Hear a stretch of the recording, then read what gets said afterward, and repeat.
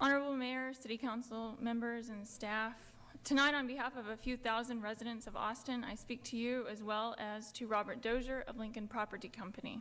I have a lifelong history with design, architecture, development, and urban planning. Most recently, I worked with a local Austin developer to manage mixed-use projects done well. During this time, I also witnessed the city's participation in developments citywide that represent smart growth, good development, and appropriate long-term planning. I have contributed to bids for developments that have won approval from the city, and because of my background, I know the difference between what is profitable, appropriate, long-term development, and what is not. Local examples of vertical mixed use and developments that strive to meet the city's design standards and that show examples of what we want to see in the Northcross area abound. We want to see a mix of residents and shops, like you see here and in the next picture. We want to see designs like this that fit the city's design standards, like the next, please. This is Congress Avenue. This development is just south of the Northcross area, please switch it, on Burnett Road, one of the streets impacted by the new mall and supercenter. You all have requested some examples of area developments that are going in the direction of following city standards, and this is one of them. The 11th Street corridor on the next slide shows an entire section of town revitalized to allow shops, restaurants, offices, and residences in the same area. Next is a new development on Guadalupe Street that exemplifies some of our vision of the area around Northcross.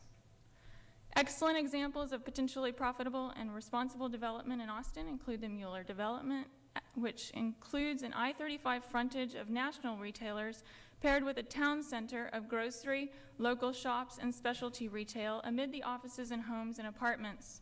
We've seen pictures here from around Austin of what we want. Let's take a look at some numbers that may interest Lincoln Properties. Currently, Lincoln Property Company is developing a property with 410,768 square feet of only retail on a model that proves to last about 15 years long, leaving an empty shell afterwards. If the developers of Northcross really want to maximize their potential, they should consider that the property is zoned to accommodate development up to 6 stories and up to 1 million square feet.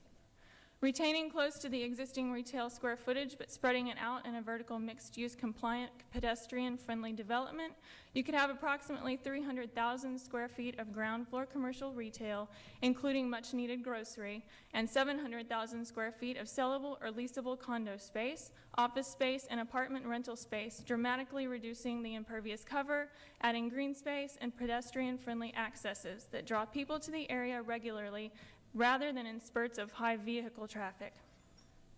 Just using the current ballpark numbers above, the leased space at 75% occupancy at current commercial rates would bring in $4,500,000 monthly.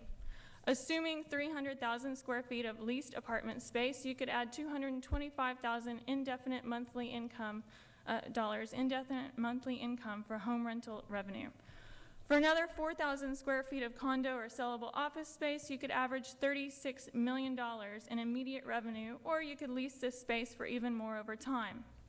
Add to that the fact that Lincoln Property is currently alienating most area residents from providing revenue to the development by using it, this potential loss is inconceivable. You and I and Lincoln Property Company recognize this development as poor use of land, incongruent with the city's design standards and its long-term goals for vertical mixed use. Members of council and staff have vocalized their recognition that this plan only provides short-term profits for the developer and long-term negative effects to the city and surrounding neighborhoods. Lincoln Properties investors should pay attention. They will lose money on this deal. The city will lose money on this deal. The residents will lose the opportunity to walk, shop, and enjoy safe streets and neighborhoods. All of us stand to lose with the current site plan. This, the next picture, please. This is a picture of what we want and need. You, City of Austin, and you, Lincoln Property Company, can work as hard as we are working to develop a sustainable, livable, and profitable neighborhood for all of us. We challenge you to do so. I welcome any questions you may have. Thank you. Thank you, Paige.